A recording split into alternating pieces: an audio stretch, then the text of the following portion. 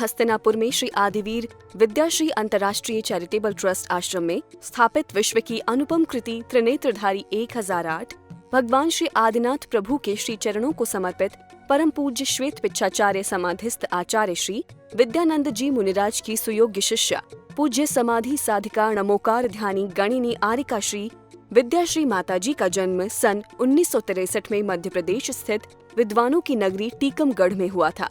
पूज्य आरिका श्री विद्याश्री माताजी उनकी गृहस्थ जीवन की जुड़वा बहन है। पूज्य गुरुमा अपनी उम्र के काफी आगे के पायदानों पर पहुंचने के बाद भी अथक अविरल रूप से कठिन साधना करते हुए मोक्ष मार्ग की ओर प्रशस्त रहीं और उनकी करुणाएं देखते हुए हर किसी को ऐसा प्रतीत होता कि अपने साथ साथ अनेक संसारी जीवों के लिए मोक्ष का मार्ग प्रशस्त करना उनका परम लक्ष्य है। और ये सब हो भी क्यों ना, क्योंकि पूज्य आरिका श्री विद्याश्री जैन जगत की श्रेष्ठ आरिकाओं में से एक थीं। तभी तो इनकी धर्म के प्रति निष्ठा और समर्पण को देखकर कालांतर में इन्हें पूज्य राष्ट्र संत आचार्य श्री विद्यानंद जी महाराज ने गणिनी पद से विभूषित किया। उम्र बढ़ने के साथ ही पूज्य आरिका श्री का शरीर शिथिल होने लगा और लगातार स्वास्थ्य में गिरावट होने के फलस्वरूप 8 मई 2021 को अपने नश्वर शरीर का ममत्व त्यागते हुए पूज्य गुरुमा ने जीवन की अंतिम बेला में आधि व्याधि और उपाधि से मुक्त होकर शांत भाव से इस नश्वर जगत का परित्याग कर दिया। शरीर का परिणाम जब तक है तब तक है, वो जाना है तो कोई बचा नहीं सकता। जीवन भर आपने सबका खूब भला किया माता जी। अंत समय जीवन के अब अंत समय है। दिगंबर जैन आरिका परंपरा की ये उत्कृष्ट परिणीति थी।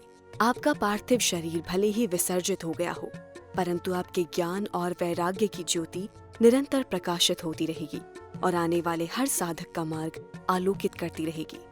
पूज्य गुरुमा नमोकार ध्यानी गणिनी आरिका श्री विद्याश्री माताजी के श्री चरणों में शत शत नमन, कोटि कोटि वंदन। श्रद्धांजलि गुरुमा गणिनी आरिका विद्याश्री के चरणों में आपने 7 करोड़ाधिक जप किए जीवन में और 3 लाख सुगंधित पुष्प अर्पित जिन चरणों में तीर्थंकर प्रकृति बहुपुण्य कमाया कलिकाल पंचम में। देवों ने आकराई समाधि रम गई निज आत्म में, आहार त्यागा पद त्यागा सिद्धियां त्यागी क्षण में। अंतिम उपदेश आशीष दिया रम गई नमोकार धुन में, निर्विकल्प समाधि कर स्त्री पर्याय छेद पहुंची स्वर्गन में। जय जिनेंद्र बंधुओं, स्वागत है आप सभी का इस विशेष प्रस्तुति श्रृंखला में। तीर्थ भूमि हस्तिनापुर उत्तर प्रदेश में इस महामंगल विधान के 8वें दिन के मंगलमय दृश्य। प्रातः काल सभी भक्त भगवान आदिनाथ की मनोरम प्रतिमा जी के समक्ष पहुँचे और पूर्ण भक्ति भाव से उनका अभिषेक कर धन्य हो गए। अभिषेक के उपरांत इंद्र भैया जी ने अपनी मधुर आवाज में शांति धारा संपन्न कराई। इसी के साथ मधुर भजन लहरियों के बीच विधि पूर्वक विधान की मंगलमय क्रियाएं की गईं। विधान के दौरान समस्त आरिका संघ का मंगल सानिध्य प्राप्त हुआ। इस मंगल अवसर पर पूज्य माता जी ने अपनी मंगलवाणी से भक्तों का कल्याण किया। भगवान की परम पूज्य राष्ट्रचंद विद्यानंद जी महाराज की परम पूज्य गणनी आरिका विद्याश्री माता जी की कल अपना इष्टोपदेश उसकी रचयिता और इष्ट उपदेश में के मंगलाचरण में किसको नमस्कार किया इत्यादि का वर्णन किया। आज अपन उपादान और निमित्त से कार्य की सिद्धि कैसे होती है इसके बारे में बोलेंगे। योग्योपादान योगेन दृष्टा स्वणता मतः द्रव्यादि स्वादि संपत्ता व्यात्मनो व्यात्मता मता। योग्य उपादान योग्य उपादान के मिलने पर जैसे स्वर्ण पाषाण स्वर्ण पन्ना को प्राप्त होता है, ये द्रव्यादि स्वादि संपत्ता कहते हैं। जैसे इसी प्रकार कहते हैं 100 द्रव्य सो क्षेत्र, स्वकाल, स्वभाव आदि के मिलने पर यह संसारी आत्मा शुद्ध आत्मा पने को प्राप्त होता है। मता ऐसा माना गया है। यह गाथा में दो बातें आई हैं कि उपादान और निमित्त। प्रत्येक कार्य उपादान और निमित्त से होता है। कारण एक समर्थ कारण होता है और एक असमर्थ कारण होता है। उपादान जो स्वयं कार्य रूप परिणमित हो वह उपादान कारण है।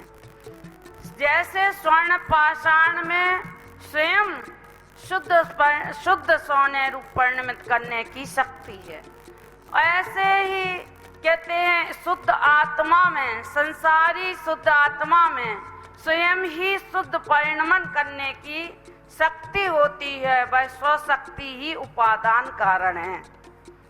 और कहते हैं एक अंधपाषाण होता है, कहते उसमें परिणमित करने की शक्ति, स्वर्ण रूप परिणमित करने की शक्ति उसमें नहीं होती है। एक भब्ब होता है, निकट भब्ब होता है। जैसे स्वर्ण पाषाण होता है ऐसे ही निकट भब्ब होता है। देखो, विचार करो कि भगवान महावीर का जीव 10वें भाव पूर्व पहले तो मारीची का जीव था जो आदिनाथ के समोसरण से निकलकर 363 मतों की स्थापना की और भ्रमण करता रहा।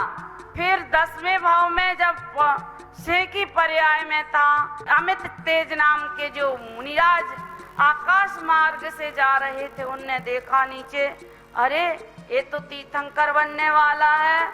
आवाज लगाई, हे वनराज, यह तुम क्या कर रहे हो? तुम्हें तो महावीर बनना है और तुम्हें ये कार्य शोभा नहीं देता है। तुम्हें अपना आत्मा का और सारे विश्व का कल्याण करना है। तो कहते हैं वही आत्मा जब उपादान की तैयारी हुई, तो कहते हैं जब उपादान तैयार तो नव से निमित्त उतरता है। अपने आप योग्यता अगर होती है तो निमित्त मिल जाता है, निमित्त मिलाना नहीं पड़ता है। जैसे क्योंकि निमित्त स्वयं कार्य रूप परिणमित नहीं होता, वह तो सहायक कारण होता है।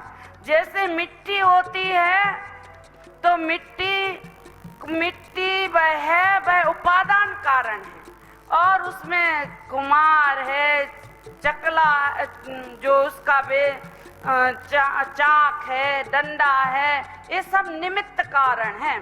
जैसे अपन रोटी बनाते हैं तो रोटी आटा निमित्त उपादान कारण है। बाई है, चकला है, बेलन है, पानी है, ये सब निमित्त कारण अपने आप स्वतः ही मिल जाते हैं। विचार करो, जब अंतर में उत्कंठा अच्छी होती है, सेठानी ने तो चंदन वाला को मुंडन करके और हाथ पैर बांधकर कोठरी में बंद कर दिया था, लेकिन जब उन्हें आवाज आई, क्या महावीर की जयकार की आवाज आई, तो उन्हें एकदम से अंतर में विचार आया, मैं कितने दुर्भागी हूँ, मैं तो बंधन में पड़ी हुई हूँ। मुझे अगर मैं बंधन से मुक्त होती तो मैं मुनिराज महावीर को हार देती। अत्यंत उत्कंठा अंतर में थी, अभिलाषा थी। तो अपने आप कोठी के दरवाजे खुल गए और कोठी के दरवाजे खुल के और बंधन टूट गए। महावीर आए, उनकी प्रतिज्ञा थी कि जो बंधन में बंधा और मुंडन हो, इस प्रकार से उनकी प्रतिज्ञा थी। तो वह उनके जो आंसू बह रहे थे दुख के, भी हर्ष में बदल गए। तो महावीर लौट गए। अब लौट गए तो फिर वह दुखी हो गई, अरे हमारे दरवाजे से महावीर लौट गए। तो कहने का अभिप्राय यह है कि यदि उपादान में योग्यता होती, स्वद्रव्य स्वक्षेत्र माने, स्वद्रव्य माने अपना मनुष्य पर्याय, वज विषम नारद सेना सुजाति और बुद्धि की प्रकर्षता। क्षेत्र 5 भरत, 5 ऐरावत और 5 विदेह क्षेत्र, ऐसे कर्म भूमि 15 कर्म भूमि। द्रव्य क्षेत्र काल कहते हैं, काल में यहाँ पर कहते हैं चौथा काल, चाहे भरत हो चाहे ऐरावत हो, चौथे काल में ही मुक्ति होगी और निकट भव हो, तब उसका आत्मा का कल्याण होगा। तो द्रव्य क्षेत्र काल और भाव, भाव माने कहते सम्य दर्शन, सम्य ज्ञान, सम्य चारित्र, छपक श्रेणी के योग, आत्मा के विशुद्ध पढ़ना, निर्मल पढ़ना, ये सब जे द्रव्य क्षेत्र काल भाव अगर अच्छे योग्य मिल जाते हैं तो ये आत्मा परमात्मा बन जाती है। इस प्रकार से हम द्रव्य निमित्त उपादान को जानकर अपने अंतर की योग्यता को जगाएं, ऐसी भावना के साथ आज की बात समाप्त करते। इसी दौरान परम आदरणीय बाल ब्रह्मचारी जिन भक्त इंद्र कुमार इंद्र भैया जी ने भी अपनी मंगलवाणी से भक्तों को कृतार्थ किया। परम पूजना समाधि समाग्री गणनीय अर्कव विद्या श्री माँ की जय, आर कनक विधा श्री माता की जय। महानुभाव, कल हम तुम्हें बता रहे थे कैसे हमारी माँ ने उपसर्ग सहे और उन उपसर्गों से कैसे निवारण। इस धरा पर जितने उपसर्ग उनने सहे किसी ने नहीं सहे। त्रियंचकृत, मनुष्यकृत, देवकृत ऐसे उपसर्ग सहने के बाद भी उन्होंने धर्म की ध्वजा को नहीं छोड़ा। मुझे याद है कि आज तक उन्होंने कभी प्रतिक्रमण नहीं छोड़ा, कभी कोई भक्ति नहीं छोड़ी, चाहे वो कितने भी बीमार रहे। कहेंगी बहन जी आप सुना दो, छोटी माता जी आप सुना दो। ऐसी पुण्य साली सात से पुण्य को धारण करने वाली आरकर विद्याश्री माता जी, देवन नगर में वह दिन बड़ा शुभ था। अचानक ये सब सर्वज्ञ प्रणीत बातें हैं और आपको कपोल कल्पित भी लग सकती हैं, लेकिन जो मैंने जीवन में अनुभव किया, देखा, जाना, परखा, वो जिनेंद्र की साक्षी पूर्वक कह रहा हूं। इसमें कुछ अपनी तरफ से हो तो मुझे वह पाप का बंध हो जो साथ में नरक में पाप लगता हो, ऐसे पाप का बंध हो। कोई बात को छिपाऊंगा नहीं, कोई बात को घटाऊंगा नहीं। सामान्य तौर पर हाँ हो सकता है कि व्याख्यान में कुछ कम हो जाए, इतना सारा घटा उसको सूक्ष्म रूप करने में बहुत कम हो जाए, उसकी दोष नहीं मानता हूं। महानुभाव, एक दिन मां विद्याश्री देवन नगर में, बहुत अच्छी समाज है देवन नगर की, जिन्होंने उस समय जो सहयोग दिया मां को अतुलनीय है। उनके जीवन की रक्षा की और हर प्रकार की सुविधा की। महानुभाव, अचानक 3 देव दिख रहे थे। ओम का अधिष्ठाता देव, क्लीम बीजाक्षर का अधिष्ठाता देव और सीम बीज का अधिष्ठाता देव। तो